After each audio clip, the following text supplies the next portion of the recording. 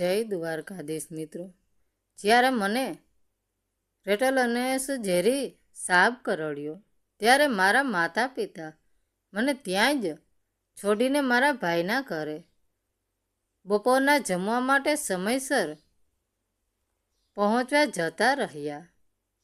તેમણે ન તો મને પ્રાથમિક સારવાર આપી, ન 911 પર કોલ કર્યો, ન કોઈ પણ રીતે મારી મદદ કરી. મારી 5 વર્ષની દીકરીએ મારો જીવ બચાવ્યો.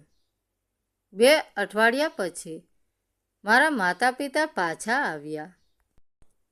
ત્યારે મારી 5 વર્ષની દીકરીએ જે કહ્યું તે સાંભળીને તેઓ આઘાતમાં સરી પડ્યા. જ્યારે એક રેટલનેકે મને કરડ્યો ત્યારે મારા માતા પિતા મને ત્યાં જ છોડીને જતા રહ્યા, માત્ર એટલા માટે કે તેઓ મારા ભાઈના ઘરે બપોરના ભોજન માટે સમયસર પહોંચી શકે.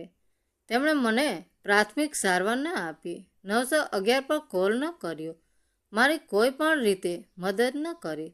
મને બચાવવાવાળી મારી 5 વર્ષની દીકરી હતી. 2 અઠવાડિયા પછી મારા માતા પિતા આવ્યા અને મારી દીકરીએ જે કહ્યું તેણે તેમને શસ્ત્રબંધ કરી દીધા.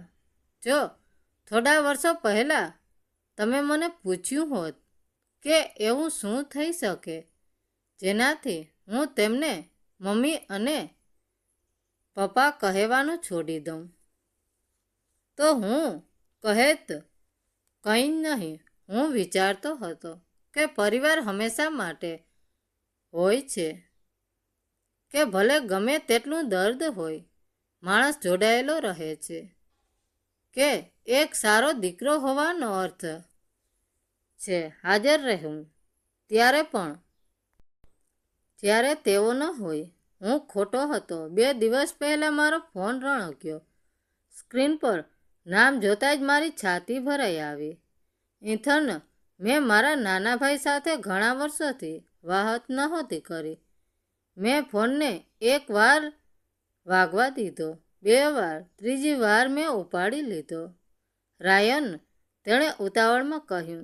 તેનો અવાજ તણાવથી ભરેલો હતો.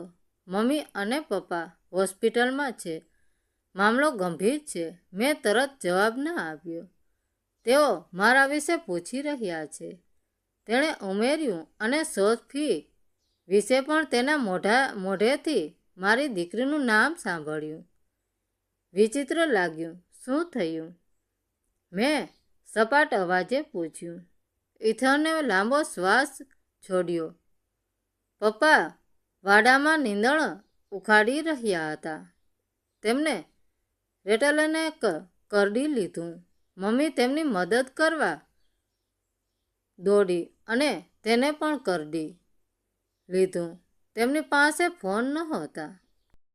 પડોશીએ તેમને જોયા. એક પળ માટે બધું જાણે થંભી ગયું. પછી હું હસી પડ્યો. એક નાનકડું ખાલીખમ હાસ્ય. આમાં રમૂજી શું છે? તેણે ગુસ્સામાં કહ્યું. મેં આંગળીઓ કપાળ પર દબાવી. એ જ વાડામાં મેં ધીમા અવાજે પૂછ્યું. શાંતિ, તેઓ હજુ પણ તારા માતા પિતા છે?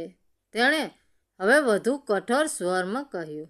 મેં બારીની બહાર જોયું. મારો જડબો ભીસાયેલો હતો. તેમને કહી દેજે કે હું નહીં આવું. રાયન, ના, મેં તેને વચ્ચે જ રોકી દીધો. મને માફ. ફરી ક્યારેય ફોન ન કરતો. મેં કોલ કાપી નાખ્યો. હું ત્યાં જ બેસી રહ્યો, શૂન્યમાં તાકીને, જ્યારે એક એવી યાદ જેને હું ક્યારેય પાછી નહોતો ઈચ્છતો તે અચાનક પાછી ફરી. તે જીવંત ગૂંગળામણ કરી દે તેવી. કારણ કે 3 વર્ષ પહેલાં એ જ વાડાએ લગભગ મારો જીવ લઈ લીધો હતો. શનિવાર હતો. ગરમ સાંજ. સામાન્ય. મારી દીકરી સોફી, જે ત્યારે 5 વર્ષની હતી, રસોડાના ટેબલ પર બેઠી હતી. પોતાના પગ હલાવી રહી હતી અને ઈંડાની ભુરજીને એ પ્લેટ જોઈને મલકાઈ રહી હતી. જેને મેં હસતા ચહેરા આકારમાં સજાવી હતી. પપ્પા, તે ખળખળાટ હસી. એને ખુશ છે. એ ખુશ છે કારણ કે તું એને ખાવાની છે. મેં મજાક કરી. તેના ચહેરા પર એક મોટી મુસ્કાન આવી ગઈ. તો હું પણ ખુશ છું. અમે એ સવારે મારા માતા પિતાના ઘરે ગયા, જેમાં અમે એ દિવસોમાં હંમેશા જતા હતા. હું હજુ પણ પરિવારને જોડી રાખવામાં માનતો હતો. હું હજુ પણ એવું માનતો હતો કે જ્યારે ખરેખર જરૂર પડશે ત્યારે તેઓ સાથે ઊભા રહેશે. જેવા અમે પહોંચ્યા, મારી મમ્મીએ દરવાજો ખોલ્યો. સારું, તમે લોકો આવી ગયા, તેણે સહજતાથી કહ્યું. સોફી ખુશ થઈ ગઈ. હેલો દાદી. મમ્મીએ તેના માથા પર ઉતાવળમાં હાથ ફેરવ્યો. હેલો બેટા. પછી તેણે મારી તરફ જોયું. પછીથી અમે ઇથનના ઘરે બપોરના જમવા જવાના છીએ. બિલકુલ. મારા પપ્પા તેની પાછળ બહાર આવ્યા. રાયન, પાછળનો વાડો વિખરાયેલો પડ્યો છે. જા તેને સાફ કર. આ કોઈ વિનંતી નહોતી, આ આદેશ હતો. પપ્પા, અમે 11 વાગ્યે નીકળીએ છીએ, એમણે ઉમેર્યું. એ પહેલાં આ પૂરું કરી દે. સોફીએ મારો હાથ ખેંચ્યો. આ પછી આપણે પાર્ક જઈશું. હા, મેં ધીમેકથી કહ્યું. આ પછી મારે ના પાડી દેવી જોઈતી હતી, પણ મેં એવું ન કર્યું. સવારના મધ્ય સુધીમાં હું પાછળના વાડામાં હતો, ગાઢ અને વધેલા ઘાસ પર ઘાસ કાપવાનું મશીન ચલાવી રહ્યો હતો. પરસેવેથી મારું શર્ટ પલળી ગયું હતું. તડકો મારી ગરદનની પાછળ તેજ પડી રહ્યો હતો. ત્યારે દર્દ તેજ અચાનક જાણે મારી ઘૂંટીમાં આગ ફાટી નીકળી હોય. મેં નીચે જોયું. એક મોટો રેસ્ટેનક ઝેરી સાપ ઘાસમાં સરકીને જઈ રહ્યો હતો. મારી ઘૂંટી પાસે લોહી નીકળી રહ્યું હતું અને ત્યાં ભયંકર સોજો આવવા લાગ્યો. ઝેરની અસરથી મારું આખું શરીર બહેરું પડવા લાગ્યું અને હું દર્દથી કણસતો જમીન પર ફસડાઈ પડ્યો. મારી ચીસ સાંભળીને મારા માતા પિતા ઘરમાંથી બહાર આવ્યા. પપ્પાએ સાપને દૂર જતો જોયો. પછી પોતાની કાંડા ઘડિયાળ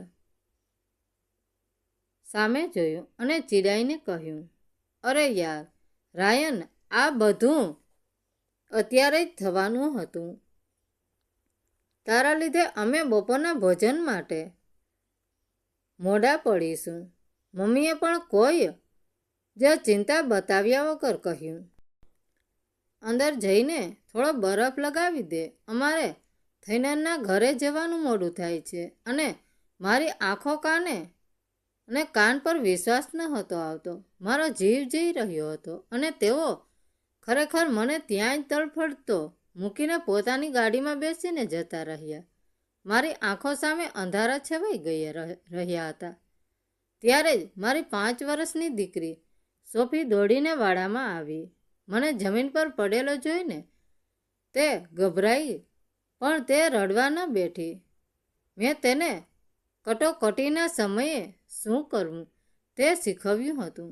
તેણે તરત જ મારા ખિસ્સામાંથી મારો ફોન કાઢ્યો, 911 ડાયલ કર્યું અને ઓપરેટરને કહ્યું, મારા પપ્પા જમીન પર પડી ગયા છે. તેમને સાપે બચકું ભર્યું છે. પ્લીઝ જલ્દી આવો. થોડી જ મિનિટોમાં એમ્બ્યુલન્સ આવી ગઈ. ડૉક્ટરોએ કહ્યું કે જો 10 મિનિટ પણ મોડું થયું હોત તો મારો જીવ ન બચત. મારી નાનકડી દીકરીએ મારો જીવ બચાવી લીધો હતો. હું અઠવાડિયા સુધી હોસ્પિટલમાં રહ્યો અને પછી ઘરે આવ્યો. આ દરમિયાન મારા માતા પિતાનો એક પણ ફોન ન આવ્યો. બરાબર 2 અઠવાડિયા પછી રવિવારની સવારે મારા ઘરની ડોરબેલ વાગી. મેં દરવાજો ખોલ્યો તો સામે મારા માતા પિતા ઊભા હતા. તેમના ચહેરા પર કોઈ જ પસ્તાવો ન હતો. જાણે કંઈ બન્યું જ ન હોય તેવા સહજ ભાવે મમ્મીએ પૂછ્યું, હવે તારો પગ કેવો છે? અમે રસ્તા પરથી પસાર થતા હતા તો વિચાર્યું કે મળતા જઈએ.